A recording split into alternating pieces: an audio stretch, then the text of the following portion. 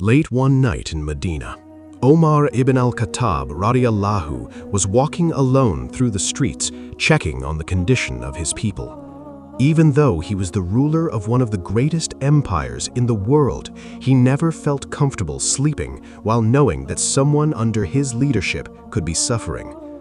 Umar RadiAllahu believed that a true leader would be questioned by Allah about every hungry person, every orphan, and every weak soul living under his care. That night, as he walked near the outskirts of Medina, he noticed a small tent in the distance with a weak fire burning outside. As he came closer, he heard the heartbreaking sound of children crying loudly from hunger.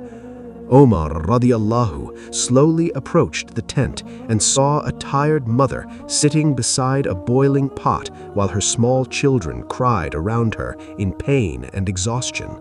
Their faces showed extreme hunger and sadness.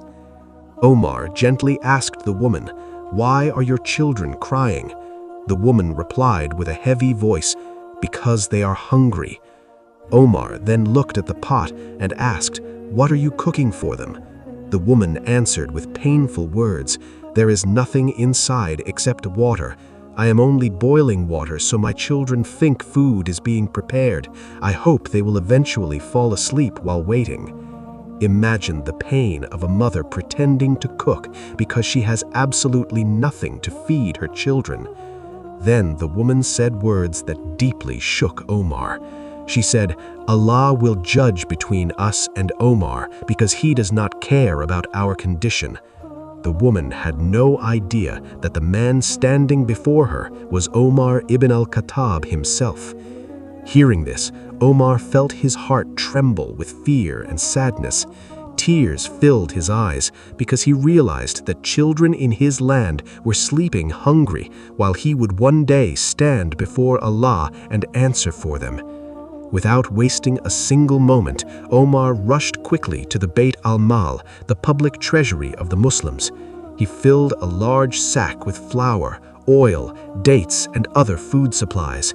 One of his companions who was with him said, "O leader of the believers, let me carry the sack for you." But Umar refused and replied with unforgettable words, "Will you carry my sins for me on the day of judgment?" Then Umar lifted the heavy sack onto his own back and carried it through the dark streets of Medina by himself.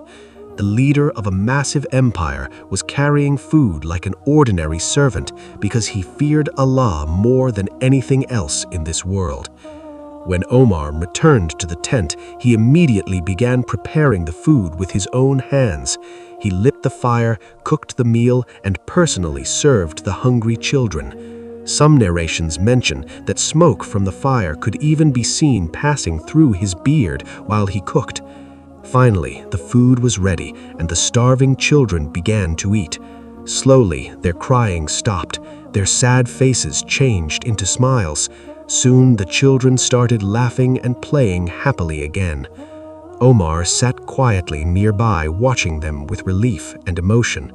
He did not leave immediately because he wanted to make sure the children were truly full and happy.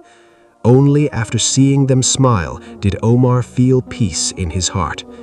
This story remains one of the greatest examples of mercy, humility, and leadership in Islamic history. Umar ibn al-Khattab taught the world that true leadership is not about power, wealth, or status. True leadership is caring for the weak, helping the poor, and fearing Allah in every responsibility. Even today, this story reminds Muslims that feeding the hungry, helping those in need, and caring for others are among the most beloved actions in the sight of Allah.